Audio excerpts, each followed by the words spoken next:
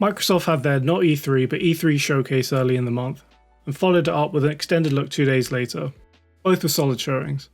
But in the wake of Redfall and Starfield being delayed into 2023, by far the biggest message Xbox had to get across is that their first party development across Xbox game studios had made significant progress since we last saw them.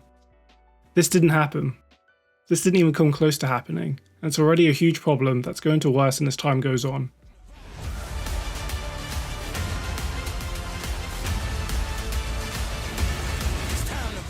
I know what Xbox apologists are thinking right now, but Alex, Sarah Bond came out shortly after a strong showing of Redfall, and she told us that the rest of the conference is just what's coming over the next 12 months. There sure was a lot of games shown, certainly enough that everyone is going to find at least a few things of interest, and they'll almost certainly be day one on Game Pass. I'm mainly excited for High on Life and especially Redfall, the next game made by the studio that made Pro 2017.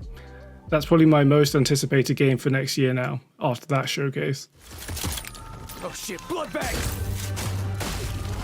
They know we're here, look alive! This one is mine. Going up!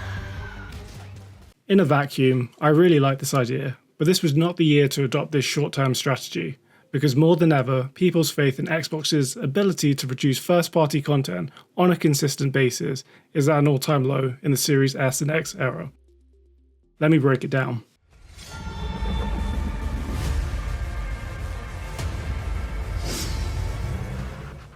As it stands, Fable, Avowed, Day of Decay 3, and Everwild are all games that were announced with shitty CG trailers at the conference in 2020, and we have yet to see them again. The same can be said for Contraband and The Outer Worlds 2 in 2021. Then there's the Perfect Dark reboot, Machine Games' Indiana Jones, Project Mara, and probably more I'm forgetting, but even still, that's 9 first-party games we straight up haven't seen for at least a year.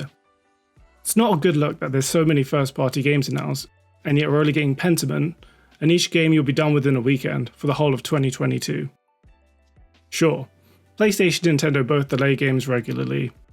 It's totally understandable given the pandemic state of the world.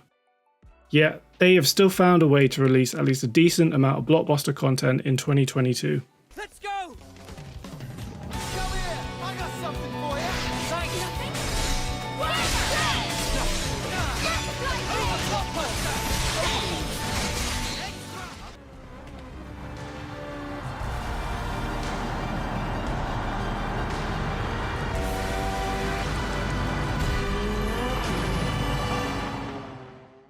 I can only think of 2 reasons why this is the case, and neither put Phil and the rest of the team in a good light.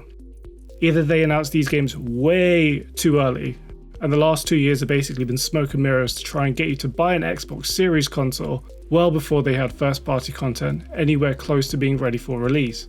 Or Xbox, despite all the financial backing of Microsoft, are still finding it difficult to produce games on a consistent basis. A big problem that's plagued them for well over 7 years now. In my opinion, both reasons are applicable depending on the studio, and so this is officially episode 0 of a series I'm calling The State of Xbox Game Studios.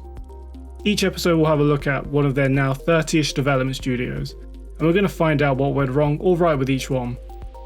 So if you're like me and want to figure out exactly why Microsoft still can't seem to get this aspect right ever since Phil Spencer took over, subscribe and look out for future episodes. Hopefully we can get some more info on at least a few of them before I'm done going through the over 30 teams. But seriously, play Pro 2017 though. It's the best Bethesda game from last gen, and it's now 1440p, 60 FPS, Auto HD on Series X. We can fight the invasion.